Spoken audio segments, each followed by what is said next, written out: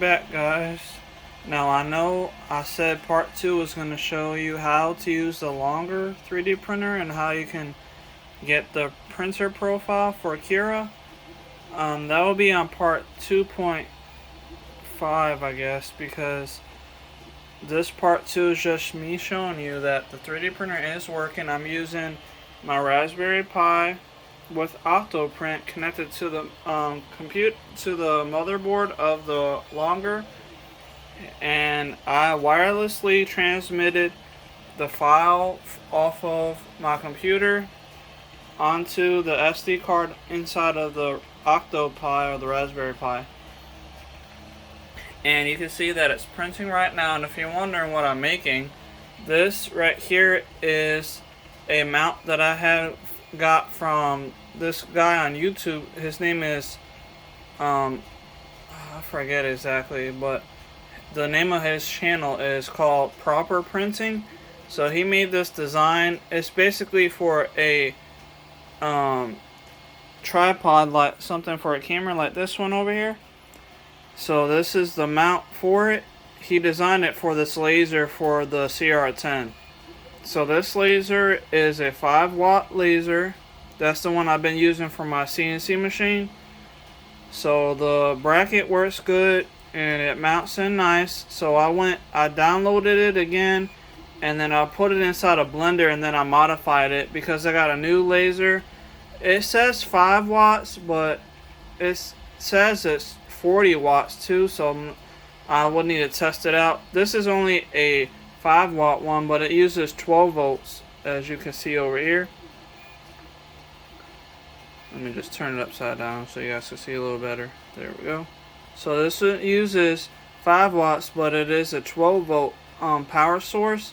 But I do use my 24 volt power supply for it.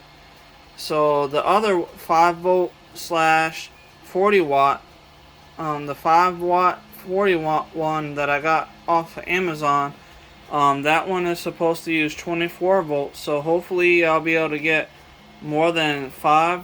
This one was saying that it can get up to 7 watts, but I'm not sure. I would have to do a lot of testing for both of them.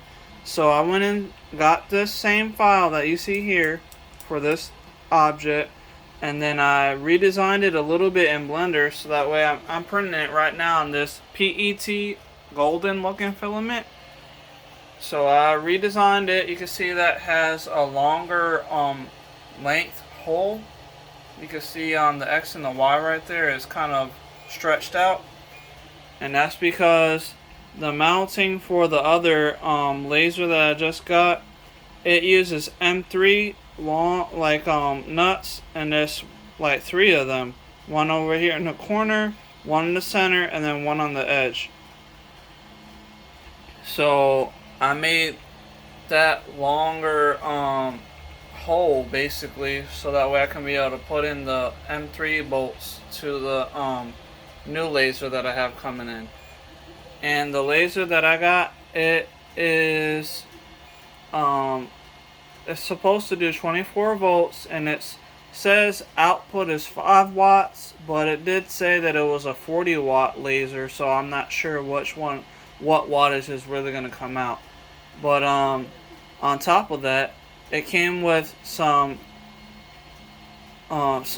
wood pieces. They're like 2 millimeters thick, and it also has glasses, like laser goggles that protect you from the light, so that way you don't like damage your eyes. But I got all that and the wiring too for it to be used, and it came with a manual, so that way you can use it for 3D printers too. So it works out pretty well. So they designed the laser module for a 3D printer, so I'll be using it hopefully on my CNC machine, just like how I use this one, like on those other videos I showed you. And it has pretty much the same mounting sockets like how this one has too. So this one should be the new one should be exactly pretty much just like this one for the most part. I'm just hoping that it will be able to cut through some metal, not metal, but some wood. Like, I have probably thicker than 2 millimeters. I may say like 3 to 4 millimeters thick wood that I would like to use. It is this one right here, this type of wood. So I still have plenty of this, and I'll be using that wood to like laser engrave or laser cut through to make designs and signs and things of that nature. So that's one of the reasons why I bought the new laser head. I did want to get a 10 watt because 10 watts seem to be able to cut through wood. I was able to see that on a lot of different YouTube videos. So I got the 40 watt just in case. I just need to test it out to see for sure. And if you guys are interested in seeing if it can, let me know so I can make a video about it.